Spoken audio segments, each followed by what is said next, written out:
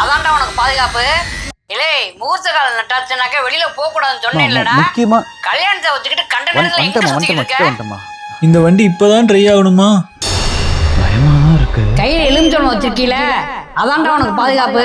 பத்திரமா வச்சுக்க. இதுதான் பாதுகாப்பா? யாரு அது? என்னமன் பாத்தீங்களா? என்னமன் போலாமாண்ணா?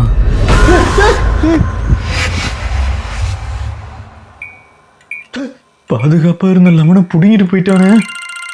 இவ வேற கால் பண்றா. ஹலோ, என்ன வீட்டுக்கு போயிட்டீங்களா? இன்னும் இல்லம்மா. இது வேற எங்க போச்சுன்னு தெரியல. எது? அதாங்க முகூர்த்த கால் உனக்கு அப்புறம் கையில லெமன் வச்சுக்க சொல்லி கொடுத்தாங்கல்ல, அது கீழே விழுந்து ஓடிடுச்சு. ஆனா எங்க போச்சுன்னு தான் தெரியல. ஏங்க என்னாச்சு? ஹலோ, என்ன இது? ஏங்க லெமன் கிடைச்சிருச்சு. ஏங்க ஏங்க நில்லுங்க, லெமன் கிடைச்சிருச்சுங்க. ஐயோ, யார் இவனே தெரியலையே. நில்லுங்க நில்லுங்கன்னு சொன்ன கேட்க மாட்டீங்களா? லெமனை வேணா கட் பண்ணி நீங்க பாதி நான் பாதி வச்சுக்கலாம். நம்மள எந்த சக்தியும் அண்டாது. ஒரே தீய சக்தி.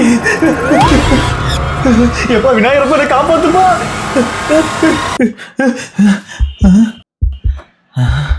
இது எப்படியா பாக்கெட்ல வந்துச்சு? அப்பாலே போ சோத்தானே. இவனை வீடியோ கால் பண்றான். என் தங்கச்சிக்கு என்ன நடந்துச்சுன்னு நான் சொல்றேன். இப்ப எனக்கு எந்த பிரச்சனையும் இல்லை, வாழ்க்கை ரொம்ப சுமூகமா போகுது. செய்வின வச்ச லெமனை தொட்டது என் பையன் பொடியன் தான். அவன் கையை கழுவிட்டு அவன் முகத்தை பாக்குறேன், ஏதோ அலங்கோல மூஞ்சி அட்டூழியம் பண்ணிட்டு இருந்துச்சு மச்சான். செய்வினை நீக்கிற செய்முறை செய்ய சொன்னாரு ஐயரு. இப்பதான் எல்லா பிரச்சனையும் முடிஞ்சு செய்முறையெல்லாம் செஞ்சு சரியாச்சு. திருப்பி ஏன் இதெல்லாம் நடக்குன்னு தெரியல மச்சான். மறுபடியும் இது எல்லாத்தையும் சரி பண்ணிடலாம். நீங்க ஒன்றும் பயந்துக்காதீங்க மச்சான். என்னடா சிவனே இருந்தவன செய்விடுன்னு சொல்லி பயமுறுத்துறீங்க?